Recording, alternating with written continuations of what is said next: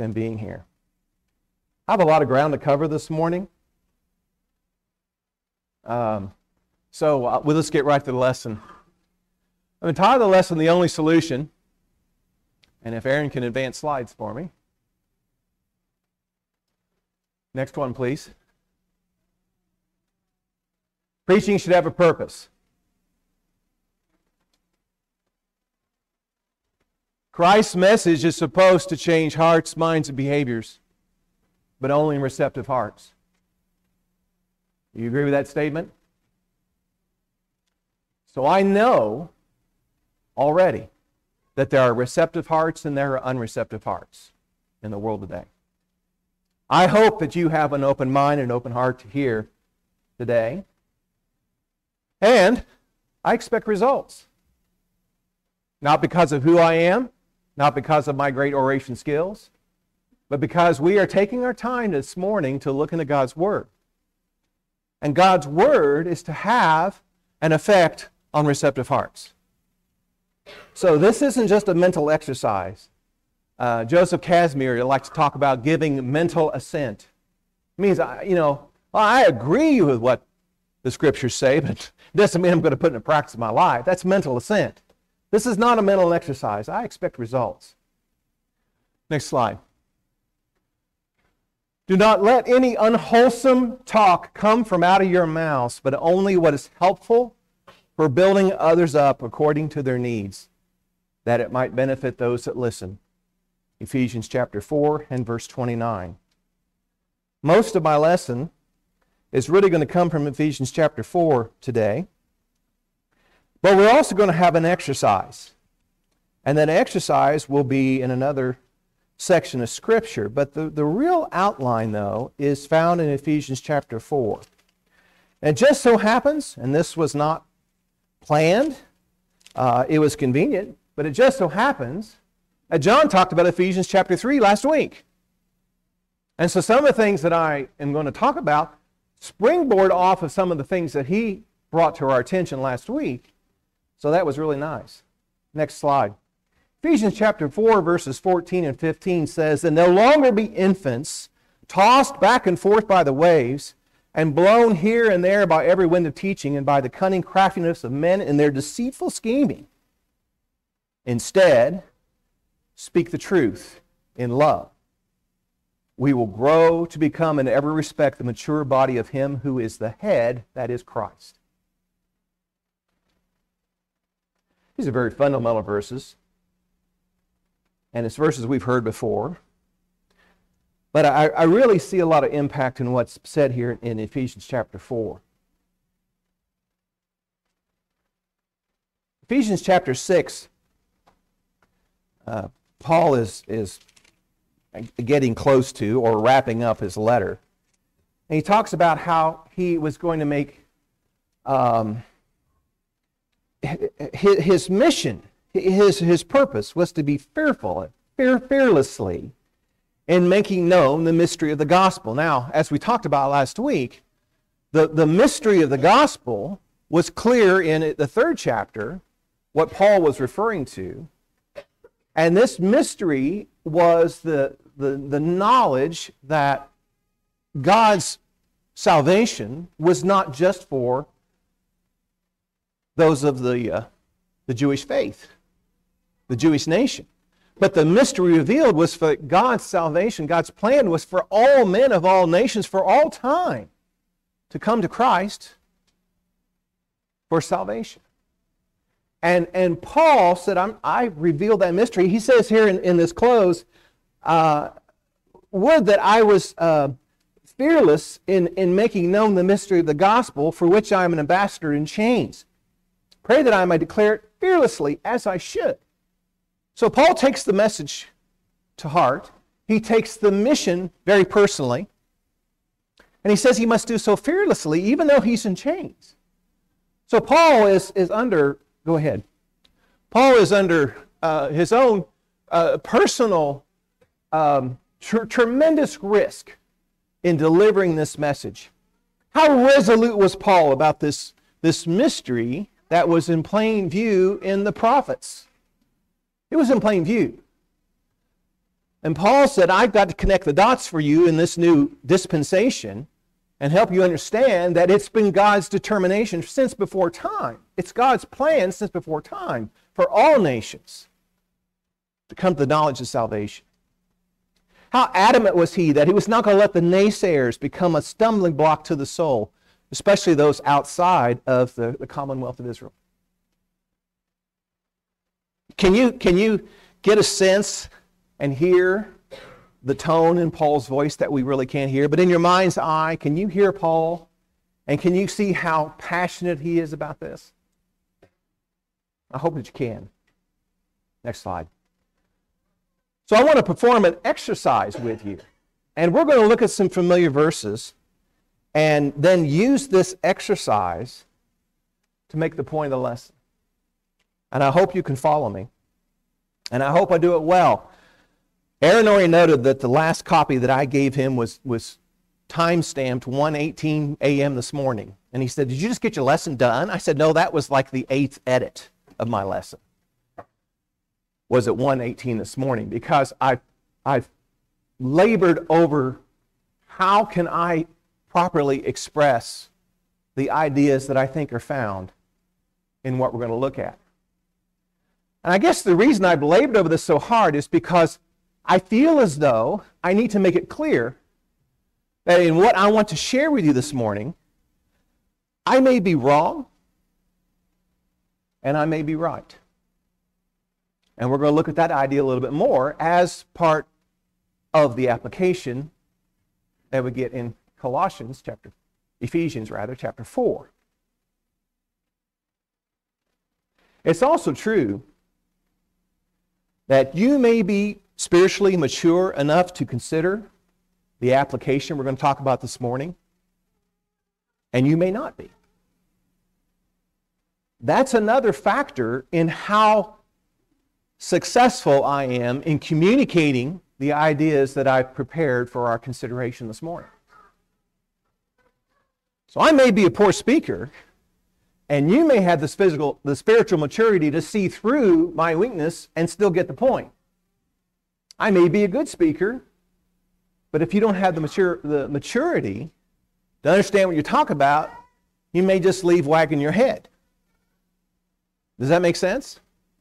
You see how either of those scenarios can be true. I could also be a really poor speaker, and you could be spiritually mature. That's the third option, I guess, too. What I hope is that I convey this clearly, with clarity, and that you can receive it as a mature member of God's family.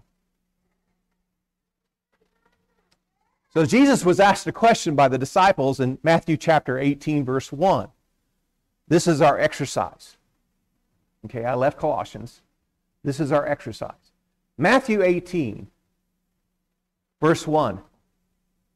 The disciples wanted to know, who is the greatest in the kingdom? Who's the greatest in the kingdom? That's a pretty tough question. It's a pretty challenging question. You can be turning to Matthew 18. We're going to spend a little bit of time here, if you wish to do that, because I'm going to be bouncing around a little bit. I'm going to stay all in Matthew 18, I think.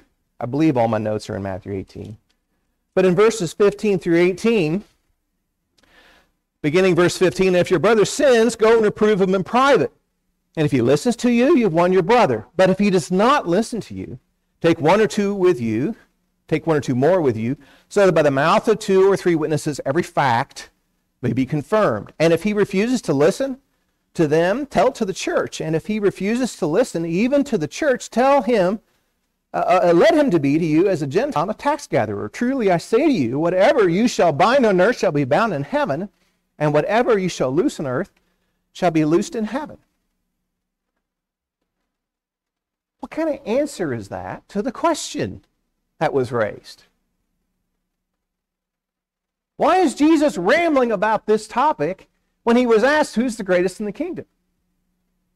Now, understand, when I say that, I'm saying that facetiously. I don't believe Jesus is rambling. I believe this is the answer to the question. I want to demonstrate to you how I came to that conclusion. If you look at verse 2, The question's posed. Who's the greatest in the kingdom? Jesus calls a child to himself. And he set him before them, and he said, truly I say to you, unless you are converted and become like children, you shall not enter the kingdom of heaven. Whoever then humbles himself as this child, he is the greatest in the kingdom of heaven. And whoever receives one of such child in my name receives me. Suffer not the little ones. Verse 6, whoever causes the little ones to stumble, believe it's better to have a heavy millstone to be hung around the neck so that it be drowned in the depth of the sea. So the question was asked, but verses 2 through 5, that's not the totality of Jesus' answer. Jesus goes on here, at least in my red letter edition, he goes on to verse 20 before anyone else gets a chance to open their mouth and ask a follow-up question. So I want to demonstrate to you, I think that the answer to the question in verse 1 are verses 2 through 20. What's Jesus talking about when he says, he who has to humble himself as a child is the greatest in the kingdom? You have to have humility. There's got to be the ability and the desire to place or arrange yourself under somebody else. Children are arranged under their parents, or maybe a school teacher, if that's a position of authority. Children place themselves under this authority. They can throw a tantrum. They don't have to arrange themselves under the authority of anyone, but they do. Become as a child. You must humble yourself to be part of the kingdom. He's keeping up pretty good here, isn't he? Thank you, Aaron. Verses 6 through 8. But whoever causes the little ones to believe in me to stumble, it's better to have a heavy millstone hung around the neck than he may be drowned in the depth of the sea. Woe to the world because of its stumbling blocks, for it is inevitable that stumbling blocks come. But woe to that man through whom the stumbling block comes. And if your hand or your foot cause you to stumble, you want to cut it off. You want to throw it from you. It's better for you to enter the life crippled or lame than having 2 hands and 2 feet and to be cast into eternal fire. So who's the greatest in the kingdom of heaven? First, you have to humble yourself.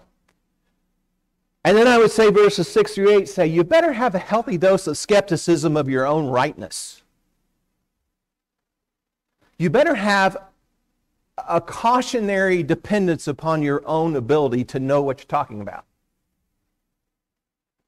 Now, that's a very dangerous thing to say while you're in a pulpit addressing a room full of people. I understand that. Which is why I was up at 1 o'clock in the morning still doing edits of my slides. You need to be careful. There are stumbling blocks in the world, and do you want to be the cause or the root of that stumbling? Better to drown with a millstone around your neck. Next slide. Verse 10. Again, cut off your hand, pluck out your eye if they offend you. See in verse 10 that you do not despise one of these little ones. For I say to you that their angels in heaven continually behold the face of my Father who is in heaven. For the Son of Man has come to save that which is lost. Don't despise one of the little ones. Don't have contempt for other people. Children suffer from the fact that they're little and they're not very strong. And people like myself can stand over them, tower over them, intimidate them, or ignore them. Don't despise youth. Now, who's the youth here? Because we already looked when we talked about humility that all of us need to be in the kingdom of heaven, at least to be great in the kingdom of heaven. We need to what? We need to humble ourselves as a child. So who's this little one? Who's this little one in verse 10? I already said I may be wrong or I may be right, but think about it. Who's this little one? If all of us seeking the kingdom have become as little children, then who is this little one? Who is it? It's got to be my brothers and sisters, doesn't it? Doesn't it have to be? Jesus is addressing those who are seeking the kingdom. They ask a question, how do we become great in the kingdom? He says, be like a little child. Now, if you refuse one of these little ones and despise them, it must be fellow heirs in the kingdom that he's talking about. Maybe you can come to another conclusion, but I can't, because of the way Jesus is building his case. I haven't strayed from Jesus' words. I'm just telling you what he said at this point. And I'm telling you how I think we would want to make the application. And understand that I can't hold in contempt anyone and despise anyone in the kingdom of heaven and be great. That seems pretty clear to me. Maybe you disagree. Next slide. Verses 12 through 14 say, well, what do you think? If a man's got 100 sheep and one of them has gone astray, does he not leave the 99 on the mountains and go and search for the one that's straying? If it turns out that he finds it, truly I say to you, he rejoices over it more than over the 99 that have not gone astray. This is not the will of your Father who is in heaven, that one of these little ones perish. You've got to be motivated by love. The fact that I don't despise you is just the starting place. I can't hold you in contempt. I can't ignore your existence. I did a lesson a couple years ago on love your enemies, and maybe you'll recall we talked a lot about contempt and how that's actually worse than anger. Because if I'm angry at you, I'm acknowledging you as a person. We're having some kind of exchange. But if I hold you in contempt, I just dismiss you. I don't care. Your opinions are beneath my consideration. But here, I'm to have more rejoicing over finding that which is lost than all that have not been lost of the little children. I think there's definitely a motivation of love implied in that. Next slide. Verses 15 through 18. And if your brother sins, go and reprove him in private. Take 2 witnesses with you if you need to. So on. We just read that. I now, if I have been humbled, if I have guarded my confidence in my own rightness, so that I leave room for maybe I'm wrong here, so that I don't lead someone astray, if I don't hold others in contempt and dismiss their beliefs, their ideas, their person, and if I'm motivated by love to restore that which has been lost, now I'm ready to apply verses 15 through 18. I want to be reconciled with the part of the body that has sinned against me. We sometimes call these verses, Matthew 18, verses 15 through 18, church discipline. You can do what you want. I would like for you to get a big eraser and remove that heading from these verses in your mind. Just remove it.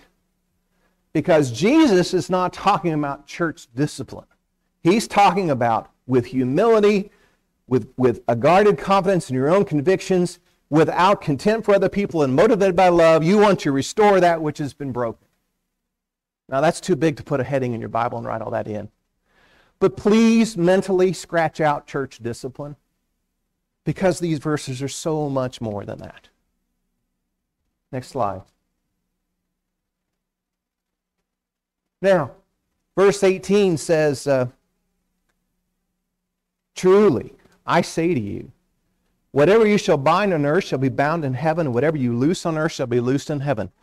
These verses have been talked about, debated, discussed for a long time. I don't know that we'll ever get one definitive answer, but I want you to consider what has been bound or what has been loosed. Because when I read verses 15 and 16, what I saw was a process of reconciliation. What I saw in verse 15 is that there is an opportunity. There's no guarantee that you may win your brother. Verse 17 says that they may refuse to listen to you They may not consider the observation of the witnesses as confirming that, you're just dealing with facts instead of dealing with opinions, or you're just dealing with facts instead of, this is the kind of situation that makes elders get gray. It's, we need to do something about that. Well, what is that? Well, they've got this attitude. Or when they said this, they meant that. Or I know that they really were getting after me when something occurred. It was really meant to hurt me. Really? Do you know that? I will affirm, and I may be wrong, I will affirm that the witnesses here are to see that any kind of separation of brother and sister in Christ are because of the facts and not because of some attitude that has been imputed upon someone by my own thinking. Well, I think they think this about me. The witnesses aren't there to say you're right and you're wrong. I don't believe that's the case, because Jesus himself said the witnesses are there to confirm every fact. Are we dealing with something of substance, or are we dealing with imaginations? And believe me, imaginations separate Christians, and that's sad and pathetic. It just is. Let's deal with facts. And the witnesses are there to make sure that we're dealing with facts when we're having issues with one another and not dealing with imaginations. But as we go on here, what is being bound?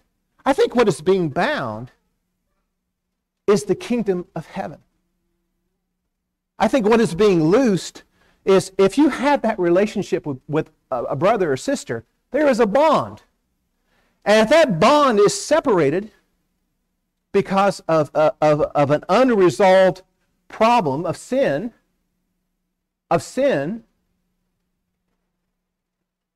well, then you've loosed it.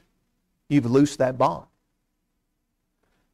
We've debated over the years, well, how broad is this? Is this if two Christians can agree that this is what God wants, or that's what God wants, and without conferring the scriptures, then heaven is going to respond and bind what? That's not what it's saying. I don't think. I think it's talking about those relationships. Because everything that Jesus has said up to this point has been pointing to, how do you restore, how do you build relationships that have been severed by sin? And I think the bond is, you can bring that bond, that closeness, that likability of one another. See, this is the secret in the scriptures. I can love people I don't like. If I love them long enough, I'll probably grow to like them. But I can love people I don't like. Does anyone disagree with that statement? Can I love people I don't like? Do you agree? I see some head nods. Okay. So let's accept that as a biblical truth. I'm not going to take time to try to prove it to you right now. I'm not sure I could either. But I do understand that I can love people I don't like. And here I am bound by a duty of motivation by love. I restore that which has been lost, the one that is away from the fold. I think what's being bound is repairing that relationship. I think what's being loosed is if that person no longer wants to be in that covenant with God and man, then they are loosed. And heaven acknowledges that. Okay? Next slide. Let's go to verse 5 real quickly. Because when we talk about those little children, he says in verse 4, humble yourself as a child to be greatest in the kingdom, and whoever receives one such child in my name receives me. You receive one of these children. Can you be in that bond? Can you be in that personal relationship with other people? Can you be in that covenant between you and God and man? Jesus says you have to be able to receive one of the children. Not just be one of the children, but you've got to receive the children too. And so I think that's a reference. I think that helps me understand the application in verse 18. Okay? Next slide, please. Oh, hang on.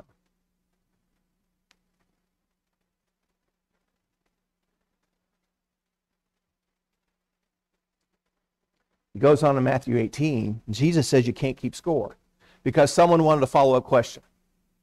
I told you this is a challenging question. Who's greatest in the kingdom? Someone says, teacher, follow-up question, please.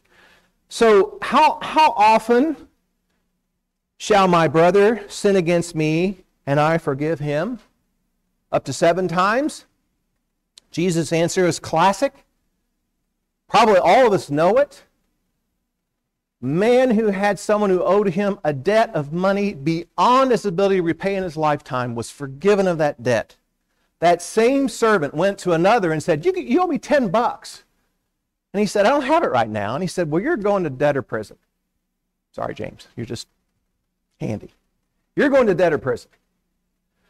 The master gets word of that, and what does he say? Are you kidding me? You mean I forgave you of a debt that you can't repay, and you can't forgive $10 or whatever the number is?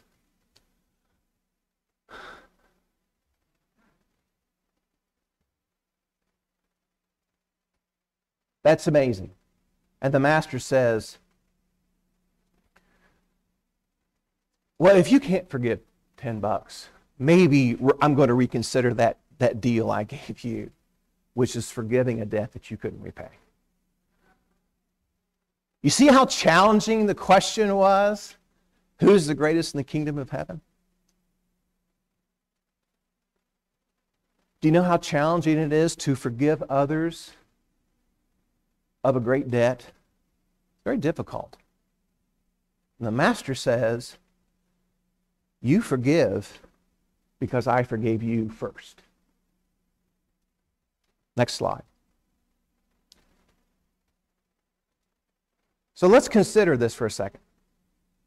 That was the exercise, Matthew 18, okay? Stay with me. How could one ponder the value of this study? Do you think this is something that could be used to build up one's faith? Do you think this is a tool in your toolbox that you could use to help you understand personal reconciliation and what I said forget was church discipline? Do you see how church discipline is not church discipline, but it's much, much greater than that? It's a discussion about membership in the kingdom of heaven. That's what this is about. And Jesus uses an illustration within his answer to demonstrate the kind of people that are great in the kingdom. We'll look at this a little bit more still. 4 principles are in the context here. Humility, guarded confidence, without contempt and motivated by love. I didn't have to go to several different chapters or Old Testament, New Testament mix of verses. It's all here in one narrative. So that, as we consider the value of the example, I think it lends credibility to the reading when I can stay in context and stay within Jesus' own narrative and allow him to explain these tough questions, these challenging questions. Is Jesus an effective communicator, or does his teachings ramble? Does Jesus insert anecdotes that are unrelated to the topic? I don't think he's doing that here. Next slide. How should one consider, is there any contradiction in this exercise with the entire revealed Word of God? Are you thinking, well, that's one way to look at that, but Greg, you've got to consider other verses that deal with that topic, and the way you have demonstrated your thoughts on these verses conflict with something else that's pretty plain. So you want to, as far as this exercise, you want to take that consideration too. Do you know of another biblical principle, and can you point to it in the scriptures and say, that's a possible reading, but you forgot this over here, or you forgot about this, and we want to look at it in balance, and we want to do that, of course. And again, Jesus doesn't repeat all the New Testament every time he gives an example. There are some things that the seeker, those who are wishing to be graced in the kingdom of heaven, have to be able to do in order to place any value in the conclusion that one might draw from the Scriptures. Go ahead. So, I think I have a slide that wasn't in this version. So, was Jesus asked a serious question? And the clues that I get that he took the question seriously was that he did not answer in a mocking way. And I think we could probably point to other passages where you go, well, Jesus answers not really what was asked, but you get from the tone of his response is that he didn't take their question seriously. And sometimes he avoids it altogether. And when I read this in context, I don't get the idea that this is a mocking answer to the question. And Jesus, as the great rabbi, teacher, gave good answers to good questions. And I think he did so here. Is my sharing with you my thoughts on these verses, is it consistent with the answer that Jesus actually gave? I can't draw conclusions from Scripture that negate the actual original point of what is being said. So that's another thing to think about when it comes to maybe you haven't looked at something the way I'm presenting it today, but does it follow that Jesus' answer is consistent with what I've shared to you I think he's saying? Or is there a conflict? So, when I look at verse 20, where 2 or 3 have gathered together in my name, there I am in their midst. Where are the greatest in the kingdom of heaven? It is where 2 or 3 are gathered in my name, under my authority, having reconciled to one another in humility and love, and bound the relationship they have between themselves and the Father. Jesus says, that's where I am. Now, isn't that an interesting answer? You will find the greatest of the kingdom in heaven where Christians can get along with one another, reconcile their differences, come to appreciate and love one another, and do so all under the authority of Christ. That doesn't seem terribly revolutionary. So, in closing the exercise, am I making a good application or not? If you don't agree with what I'm talking about, am I a heretic? Or maybe you're the heretic. Or maybe there's another answer. There's one more point here. I said closing the exercise, I closed it too soon. Does the person who sinned have to make restitution to the one who sinned against for him to be forgiven? We just read it. Yes or no? Next slide. The master said, I canceled all that debt of yours because you begged me to. Shouldn't you have had mercy on your fellow servant, just as I had on you? In verse 15, when we're dealing with one another and the brother sins and you go and reprove him in private, if he listens to you, you've won your brother. Some debts of sin are not restorable. There is no restitution for some sins. If I was recklessly driving and I ran over your favorite something, I might be able to buy a replacement and give it to you as restitution. But there are sins for which there is no restitution, and the master just forgave a sin, the debt, for which there was no restitution. How did he tell us to forgive, whether there's restitution or not? the burden of forgiveness is the same. If I insult you, it is not restitution for you to insult me. If I malign your character by something I say, it is not restitution to malign my character.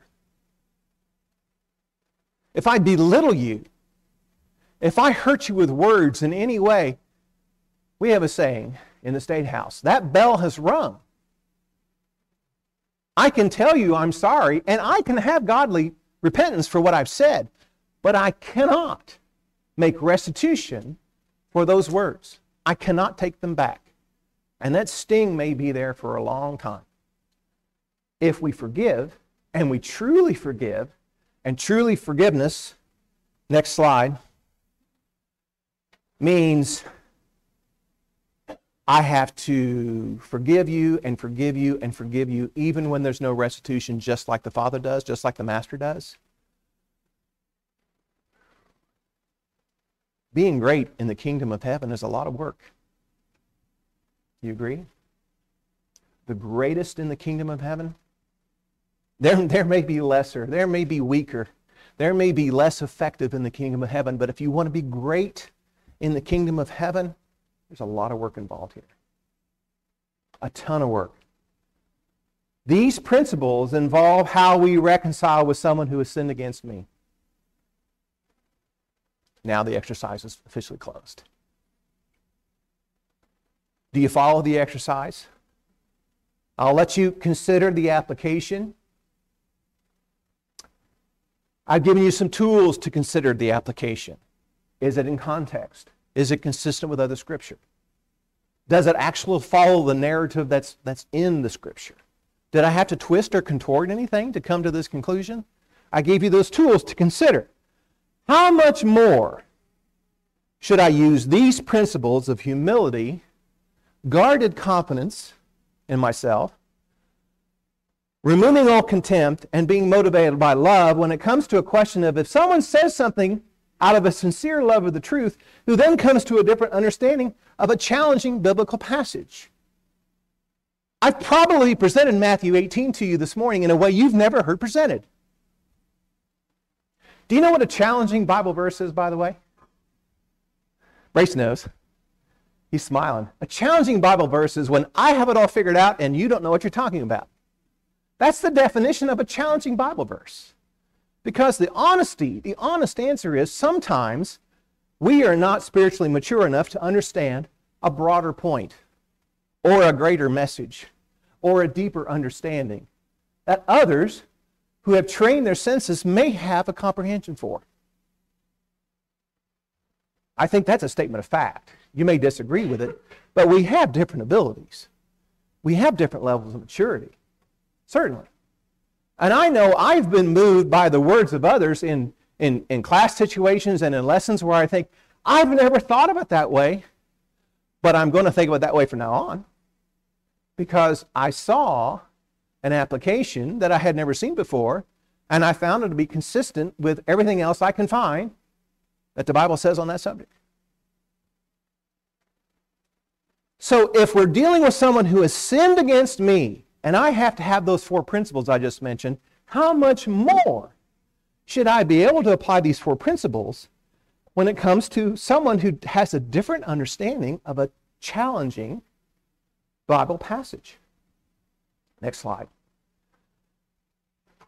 The principles again. I can't overemphasize. This is the roadmap to successful reconciliation from the words of Jesus himself, where he gave me point 1, point 2, point 3, point 4, all in one narrative. And there may be no restitution. When it comes to disagreements, when it comes to seeing things in a different light, sometimes words flare, sometimes attitudes sour. Sometimes things are said that are regretted later. And I can't keep score. Not if I want to be greatest in the kingdom of heaven, I can't. I can't keep score. Maybe nothing they can do to take back what's been said. How can we behave like someone who's received the mystery of Christ's redeeming love for everyone? Remember, Paul was defending that mystery. Chapter 4, verses 1 through 3. As a prisoner for the Lord. Back to Ephesians now. As a prisoner for the Lord, then I urge you to live in a life worthy of the calling that you've received. Be completely humble and gentle. Be patient, bearing with one another in love. Make every effort to keep the unity of the Spirit through the bond of peace. Ladies and gentlemen, brothers and sisters, why is Ephesians chapter 4 addressed by Paul if there's never a circumstance where you need to have forbearance for me? When you need to have patience for me? Because if I was perfect in every way, you would never have to be patient with me. You'd be like, go, man, go. If I was completely free of error and I never misspoke, you'd never have to be forbearing with me. You never have to overlook something dumb I said. Why is this verse here? Because that's not who we are. That's not who we are as people. I have to be completely humble and gentle. I have to bear with one another in love. My goodness. Being great in the kingdom is tremendous work. And it's worth it. How can we behave like someone who's received the mystery of Christ's redeeming love for everyone? Verses 11 and 12 of Ephesians 4. So Christ himself gave the apostles and the prophets and the evangelists and the pastors and the teachers to equip his people for works of service, so that the body of Christ may be built up. As now a teacher in front of you, as a pastor, I have to choose my words carefully, because my words must be for building up the body of Christ and never tearing down. Never. Some external verses from Ephesians that support or give credence to, are there other Bible passages for which this idea is consistent? Be prepared to give an answer to everyone who asks you for the reason for the hope that you have. But do this with all gentleness and respect. 1 Peter chapter 3 and verse 15. Next. Brothers and sisters, do not slander one another. Anyone who speaks against a brother or sister or judges them speaks against the law and judges it. James 4:11.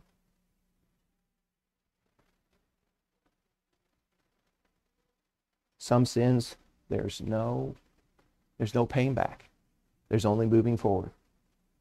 There's only moving forward. Matthew chapter 12, I tell you this, that everyone will have to give account on the day of judgment for every empty word that's spoken. For by your words you'll be acquitted, and by your words you'll be condemned. By your words you'll not be found innocent, by the way. By your words you're found guilty. Let's make that clear. By my words, I'm found guilty. But I may be acquitted. I may not have to serve the sentence for the crimes that I have committed by my words. Or I may be condemned by my words. I may be wrong. Next slide. I'm convinced that how we express our understanding of the Scripture can put us in equal, if not greater, jeopardy than can even our own fundamental understanding of the doctrine of Christ. I think we could put ourselves in greater jeopardy on how we express our convictions, more so than even our convictions themselves. And why do I say that? Why do I say that? When we looked at the Matthew 18 passage and verse 6, it was, woe to the one who brings stumbling blocks into the world, and better to have a millstone around their neck and be drowned. If I have difficulty understanding God's plan for me, and I'm doing the best I can with what I've got, God may have mercy on that. He may have forbearance with that. If I'm doing the best I can, but I'm not the sharpest stick in the Jed, is that mixing a metaphor? I always tease my wife for mixing metaphors. Not as sharp as stick in the bundle or something like that. God may have mercy on that. Did you hear a lot of mercy in Jesus' voice about the one who is misleading others? Based on heartfelt conviction? Maybe. Maybe. But misleading others nonetheless? Putting a stumbling block in front of a child of God? Because I know I'm right and I know you're wrong? I'd rather take my chances with God of being humble, of being motivated by love, of not holding others in contempt, and being a little cautious about my own convictions and leave room for spare. I'd rather do that than have the millstone around my neck. Because actually that's the better treatment, Jesus said. Studying, preaching, shepherding should all have one purpose. Verse 13 talks about how we add to our knowledge. I mean, obviously that's why we do these things.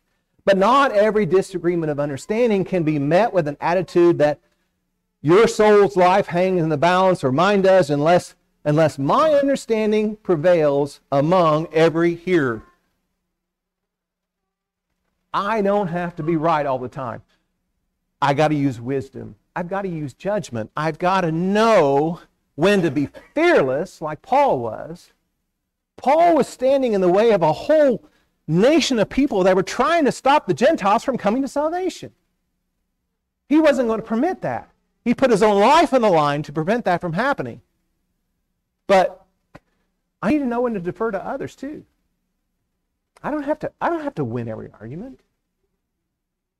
And I certainly don't need to slander other people when I feel like I either lost the argument or they never heard me to begin with. Next slide. There's another one I snuck in at 1 o'clock in the morning. Sorry. So, preaching, studying, shepherding has a purpose. We're almost done. If you can choose to agree with what we've talked about in Matthew 18, I hope that's for the building up the body. I really do. And I think that was an edifying message for us to understand how to make application of what we sometimes call challenging verses. But if you disagree, I don't think you're causing a schism because you don't see it the way I do. And maybe in time you will, maybe in time you won't.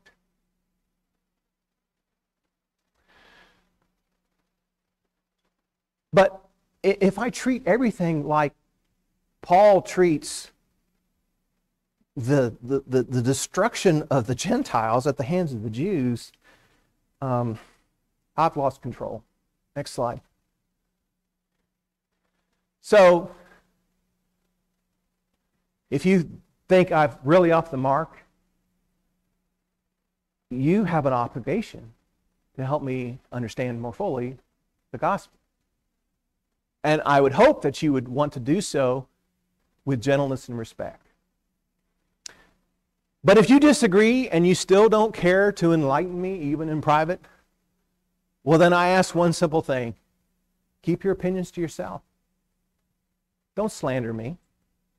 If you think I just really missed it today, I hope, I pray, I don't hear from anyone that someone went to someone else and said, well, Walker's off his rocker, and he missed it, and he doesn't know what he's talking about. Because that's just slander. The 4 principles we talked about, was slander one of those principles? No.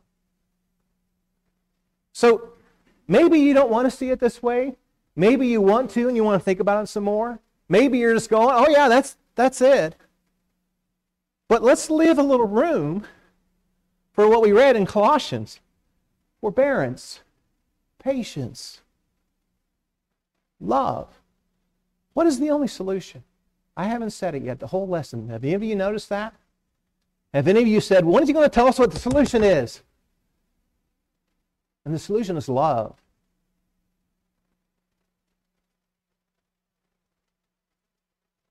All the law and the prophets hang on love.